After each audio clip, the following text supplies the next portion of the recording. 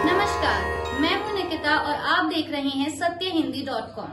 चलिए एक नजर डालते हैं अब तक की सुर्खियों पर। कांग्रेस की भारत जोड़ो यात्रा में आज पार्टी प्रेसिडेंट सोनिया गांधी शामिल होंगी।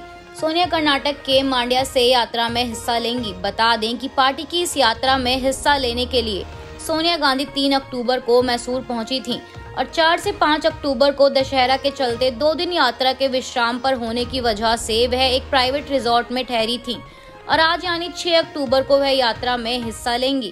सोनिया गांधी का स्वास्थ्य बीते कुछ दिनों से ठीक नहीं चल रहा है, इसीलिए वह कुछ ही देर के लिए यात्रा में शामिल होकर पदयात्रा करेंगी।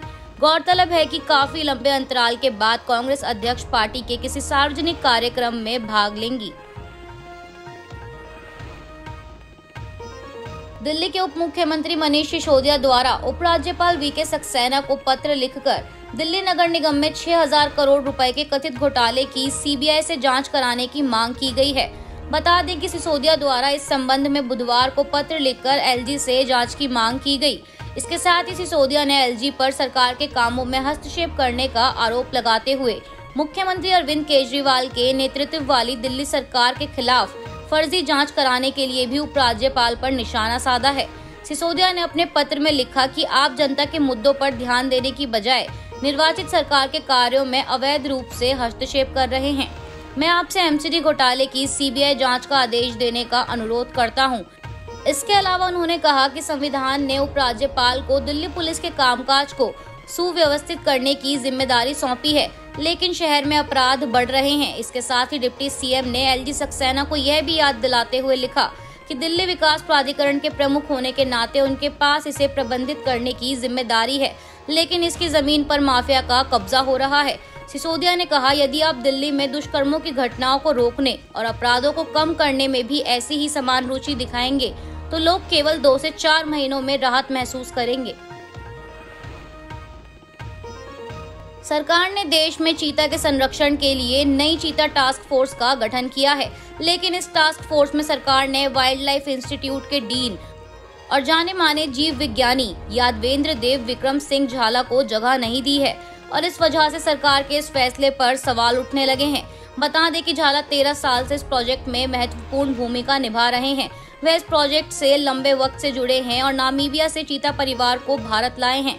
उन्होंने ही 2009 से शुरू हुए चीता प्रोजेक्ट का तकनीकी आधार बनाया था और वह संरक्षणवादी एमके रंजीत सिंह के नेतृत्व में 2010 में बनाई गई चीता टास्क फोर्स के सदस्य रहे हैं। वह झाला ही हैं जो 16 सितंबर को नामीबिया से भारत लाए गए चीता परिवार की कूनो राष्ट्रीय उद्यान में देखरेख कर रहे थे। उन्होंने छुट्टी जाने से पहले करीब 1 हफ्ते तक चीता परिवार की देखरेख की। हालांकि संपर्क करने पर झाला ने इस पूरे वाकये पर कमेंट करने से इनकार कर दिया है। महाराष्ट्र के पूर्व मुख्यमंत्री उद्धव ठाकरे ने बुधवार को दशहरा रैली के दौरान पार्टी तोड़कर अपनी नई पार्टी बनाने वाले शिंदे गुट पर जमकर हमला बोला। ठाकरे ने कहा, जब मैं बीमार था तब कटप्पा साजिश रच रहा था। उसे लग रहा था कि अब ये खड़ा नहीं हो पाएगा, लेकिन शायद वो भूल गए कि मैं उद्धव बाला साहेब ठाकरे हूँ। उन्होंने बीजेपी पर भी हमला बोलते हुए कहा कि बीजेपी ने मेरी पीठ पर वार किया था, इसलिए उन्हें सबक सिखाने के लिए मैंने MBA ज्वाइन किया था। क्या मैंने गलत किया, आप बताओ।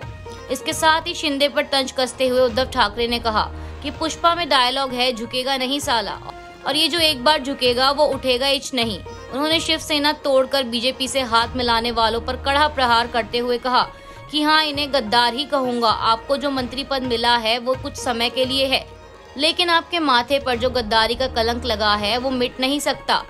आज यहाँ की भीड़ देखकर उनको चिंता हो रही है कि हमारा क्या होगा। शिवाजी पार्क पर आए एक भी व्यक्ति को पैसे देकर नहीं बुलाया गया है। यहाँ जो आए हैं वो एक निष्ठ हैं। ना जाने कितने जन्मों का मेरा भाग्य है कि आप सब साथ हैं और यही ठाकरे परिवार की कमाई है। दिल्ली पुलिस ने पीएफआई के 2 और सदस्यों को गिरफ्तार किया है। इनकी पहचान अंसार अली और मोहम्मद सैमून के रूप में की गई है। इन दोनों पर गैर कानूनी गतिविधि रोकथाम अधिनियम यानी यूएपीए की धाराओं के तहत सरकार और देश के खिलाफ योजना बनाने और साजिश रचने के आरोप लगाए गए हैं। बता दें कि मामला मंगलवार को उत्तरी जिले के खजूरी खास थाने में दर्ज किया गया था।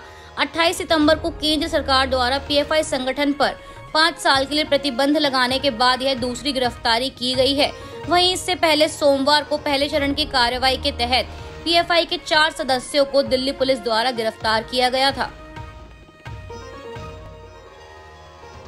पश्चिम बंगाल के जलपाईगुड़ी में मां दुर्गा की मूर्ति विसर्जन के दौरान बड़ा हादसा होने की खबर सामने आई है। मूर्ति विसर्जन के समय मल नदी में पानी के तेज बहाव के चलते 8 लोगों की डूबने से मौत हो गई।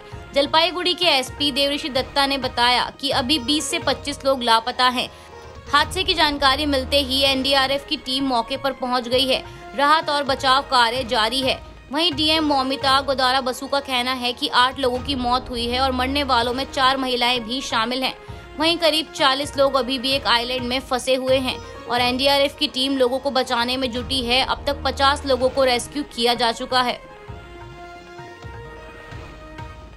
WHO ने भारत की मैडन फार्मास्यूटिकल्स को उनके 4 कफ और कोल्ड सिरप को लेकर चेतावनी दी है। AFP के अनुसार WHO की यह चेतावनी बीते दिनों गाम्बिया में हुए 66 बच्चों की मौत से जुड़ी है। लैब टेस्ट में हुई टेस्टिंग के दौरान इन सभी सैंपल्स में जरूरत से ज्यादा ही डाइथिलीन ग्लाइकॉल और एथिलीन ग्लाइकॉल की मात्रा पाई गई। WHO द्वारा अपने एक मेडिकल प्रोडक्ट रिपोर्ट में यह बात कही गई है। WHO ने अपनी चेतावनी में कहा है कि विवादित उत्पाद अब तक गाम्बिया में पाए गए थे, हालांकि उन्हें अन्य देशों में भी वितरित किया जा सकता है।